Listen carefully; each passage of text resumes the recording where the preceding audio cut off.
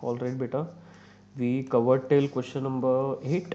Now let's start with question number 9. तो यहाँ पर बेटा हमें प्राइस दे रखा है 10 रुपीज़, साथ साथ लिखते रहे solution number 10. So price and quantity supply we are given and the price is 10. The seller is willing to sell 500 units. If the price rises by 2 rupees, तो 2 रुपये से प्राइस बढ़ गया यानी कि 12 रुपये हो गया, मतलब 20% से बढ़ा है. He is willing to supply 200 more units. So now he wants to supply 700 units. So you can calculate elasticity of supply. You don't need help, do you? So just write down the formula: change in supply, change in price upon quantity supply. I'm just gonna write the values. So change in supply is 200, change in price is 2 rupees, original price was 10, original supply was 500. You can solve it, can't you? So just calculate elasticity of supply and that will be your answer. So this was not question number 10. Why did I write 10? This was 9. Sorry. So this was question number 9.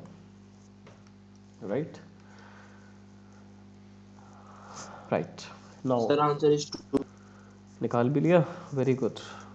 इन दो से ये दो cancel कर दिए, इससे ये cancel हो गया तो 2 आ गया. बिल्कुल ठीक है जी. तो elasticity of supply is 2. Now let's start with question number 10. Solution number 10. The ratio of elasticities of supply of good A and B is 1:1.5.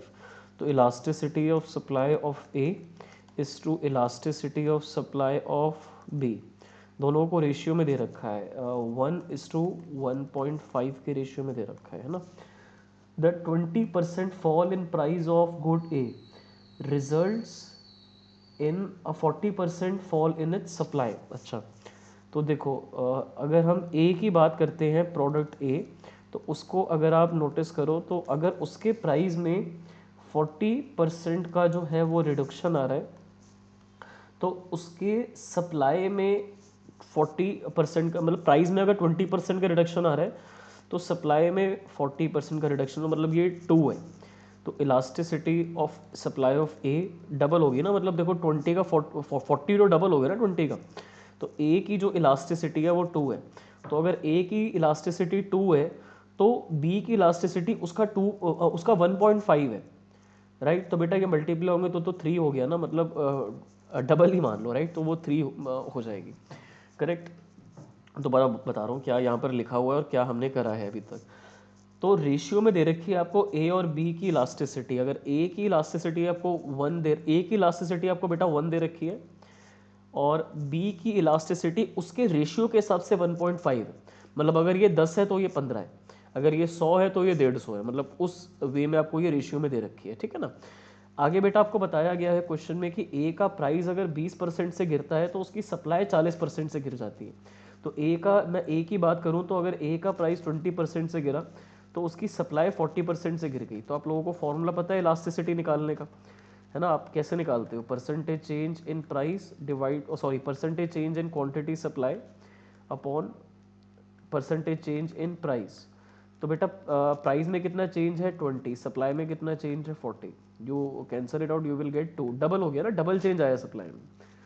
तो अगर बेटा रेशियो ये दे रखी है तो बेटा अगर यहाँ 1 है तो यहाँ 1.5 है, तो बेटा अगर यहाँ 2 है डबल हो गया तो बेटा फिर ये भी डबल होके 3 हो जाएगा. सिंपल ना. अगर ये डबल हुआ तो बेटा फिर ये भी डबल हो गया ना, रेशियो तो वैसे ही चलेगी. फाइन. तो मतलब डबल इन द सेंस उतने टाइम्स. ठीक है. If this is 1 and this is 1.5, if this will be 2 then this will be 3. तो उस रेशियो में हम चल रहे हैं. फाइन. फिर बेटा calculate the percentage increase in supply of good B if price. अब देखो बी की बात करी जा रही है, ए की तो बात हो गई ऊपर, अब बी की बात करते हैं. बी में हमें दे रखा है कि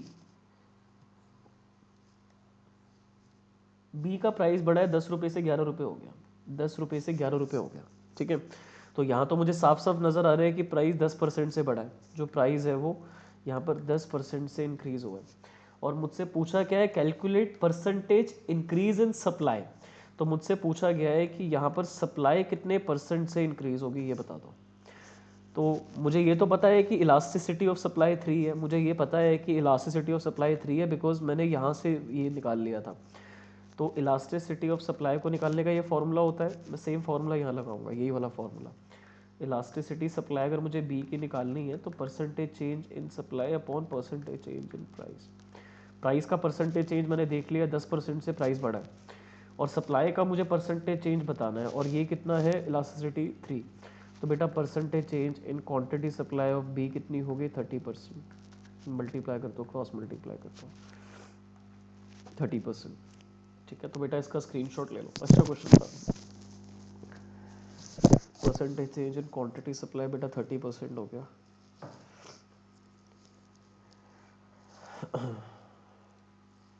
रिपीट करूं क्या क्या हुआ है क्वेश्चन में, बता दूं दोबारा एक बार, क्योंकि अच्छा क्वेश्चन था, है ना। सर आ गया समझ। आ गया, चलो यहीं से बता देता हूँ। इलास्टिसिटी सप्लाई ए और बी की बेटा रेशियो में दी हुई थी 1:1.5। तो ए की इलास्टिसिटी अगर मैं पता कर सकता हूँ तो मैं बी की भी पता कर सकता हूँ। तो ये तो रेशियो दे रखा है, ये तो मुझे यहाँ पर बेटा रेशियो दे रखा था, मुझे ये एक्चुअल वैल्यू नहीं दे रखी। मुझे बोला हुआ था कि ए और बी की इलास्टिसिटीज रेशियो में। आगे मुझे बोला गया है कि बी का प्राइस, सॉरी ए का प्राइस अगर 20% से गिरता है तो उसकी सप्लाई 40% से गिर जाता है, और डबल रिस्पॉन्ड आ रहा है। तो अगर ए की इलास्टिसिटी यहाँ अगर ये 2 से मल्टीप्लाई हुआ तो बेटा वो भी तो 2 से मल्टीप्लाई हो जाएगा ना। सिंपल रूल है बेटा, अगर 1 मल्टीप्लाई करोगे 2 से तो 2 आएगा, तो बेटा ये भी 2 से मल्टीप्लाई होगा तो बेटा ये 3 आएगा। ठीक है ना।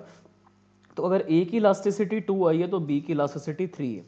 क्वेश्चन में आगे आपको वैल्यू दे रखी है कि, तो ये एक्चुअल वैल्यूज हैं, ये एक्चुअल इलास्टिसिटीज हैं, ये इलास्टिसिटीज हमने निकाल ली 2:3 की इलास्टिसिटी, ये रेशियो था उनका, ये एक्चुअल इलास्टिसिटीज निकाल ली। ए की पता लग गई तो उससे बी की भी हमने निकाल ली है। तो हमें परसेंटेज इंक्रीज बताना है, सप्लाई की कितनी परसेंटेज बढ़ेगी अगर उसका प्राइस, सॉरी बी की परसेंटेज बतानी है अगर प्राइस 10 से 11 हो जाए। तो 10 से 11 प्राइस होने का मतलब ये है बेटा कि 10% से प्राइस बढ़ा है, ये 10 का 10% 1 रुपी होता है, तो 1 रुपी से ही प्राइस बढ़ा है, और सप्लाई सॉरी प्राइस 11 रुपये हुआ है। तो 10% की जो वैल्यू है बेटा ये तो गई डिनोमिनेटर में चेंज इन प्राइस में। न्यूमरेटर की वैल्यू बेटा हमें पता लगानी है, वही तो क्वेश्चन है कि ये बताओ क्या वैल्यू, तो ये तो न्यूमरेटर गिवन नहीं है, पर हमने इलास्टिसिटी ऑफ सप्लाई अभी निकाली थी 3, बी की जो इलास्टिसिटी है वो 3 है। तो बस 10 को 3 से मल्टीप्लाई किया, 30% is your percentage increase in supply of product B.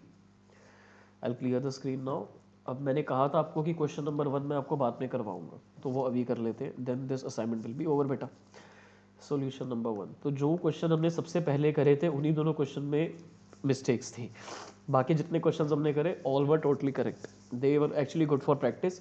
And please confirm from your teacher कि सेकंड और थर्ड में उन्हें क्या हो गया था। ठीक है, इस क्वेश्चन में बेटा 1000 रुपये अगर रेवेन्यू था और 100 रुपये से बढ़ाया, थोड़ा और ज़्यादा बढ़ाना चाहिए था, तब ये क्वेश्चन ठीक रहता। और इसके पहले वाले में बेटा उन्होंने प्राइस बहुत कम कर दिया, उन्होंने प्राइस बहुत कम कर दिया, 20 रुपये से 5 रुपये कर दिया, और उसके अलावा लास्ट उन्होंने डबल दे दी कि और प्राइस कम हुआ है तो बेटा सप्लाई भी तो कम होगी।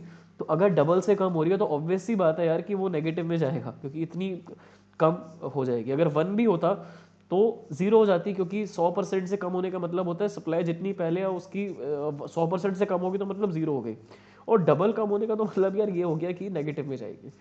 Now question number 1, price elasticity of A is half the price elasticity of B. तो ये दे रखा है हमें कि जो इलास्टिसिटी ए प्रोडक्ट की है, ठीक है, वो आधी है एज कंपेयर टू जो इलास्टिसिटी आएगी बी की निकल के। ठीक है, तो बेसिकली कहना है इससे कि अगर मुझे निकालनी है इलास्टिसिटी ए की, अगर मुझे ए की इलास्टिसिटी का पता लगाना है कितनी होगी, तो देखो वो हाफ है the price elasticity of B. तो क्या मैं कह सकता हूं अगर मैं हाफ कर दूंगा बी की इलास्टिसिटी को तो मेरी ए की इलास्टिसिटी निकल के आ जाएगी, है ना। मतलब यार सिंपल सी बात, मेरी बात को जरा समझो, क्या क्वेश्चन में आपको दे रखा है, वो क्वेश्चन में ये बोला हुआ है कि अगर ये 4 है तो ये 2 है, यही दे रखा है ना कि इलास्टिसिटी ए की जो है वो आधी है एज कंपेयर टू बी। तो अगर बी की 4 है तो ए की 2 है। ठीक है, तो मतलब अगर ये x है तो अगर मैं x का आधा बेसिकली कर दूंगा तभी तो मैं इस वैल्यू पे आऊंगा, तभी तो मतलब यही रेशियो दे रखा है ना, ये रेशियो दे रखा है। ठीक है, अगर जब तक आप इसको आधा करोगे नहीं, जब तक आप बेटा 4 को आप 2 से डिवाइड नहीं करोगे तब तक 2 कैसे निकालोगे, है ना। तो इस वैल्यू को आधा करोगे तभी ये वैल्यू निकल के आएगी, यही बात है ना। तो अगर मैं इसका आधा करूंगा तभी मैं इसकी वैल्यू पे आ पाऊंगा, ठीक है। तो जो इसकी इलास्टिसिटी की वैल्यू आएगी वो इसको आधा करके आए, इसको आधा करोगे तब ये वैल्यू निकल के आएगी।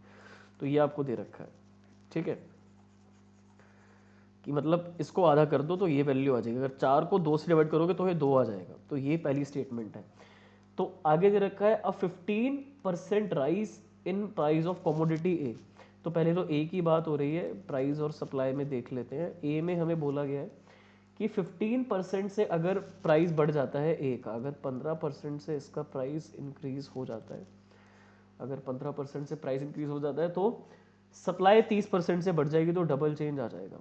तो 30% से इसकी सप्लाई बढ़ जाएगी, है ना। तो डबल चेंज हो गया ना, 30% लिखा है।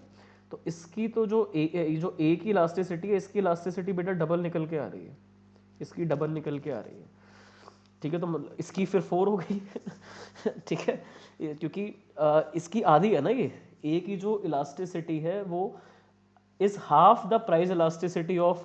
तो एक्चुअली हमने जो प्रेडिक्शन लगाई थी वो बिल्कुल सही हो गई। जो हमने मतलब प्रेडिक्शन लगाई थी वो एग्जैक्टली सेम निकल के आया है, ठीक है। ये तो बिल्कुल गॉड टाइप फीलिंग आ रही है मेरे को। क्वेश्चन को स्टार्ट करने से पहले ही जो एग्जांपल मेरे माइंड में था वो क्वेश्चन यहाँ पर आपकी स्क्रीन पर निकल के आ गया। और ऐसा नहीं है बेटा कि मैंने पहले पढ़ लिया था तो मेरे को इसका आइडिया था कि क्या होगा। पहले जब मैं इसको पढ़ रहा था तब मुझे ये क्लियर था कि ये क्वेश्चन अभी हमें नहीं करना, मैं इसके अलावा और कुछ नहीं सोच रहा था। बट अगेन जो हमने पहले मैंने जो आपको भी समझाया था इस क्वेश्चन के स्टार्टिंग में, वो ही वैल्यू निकल के आ रही है।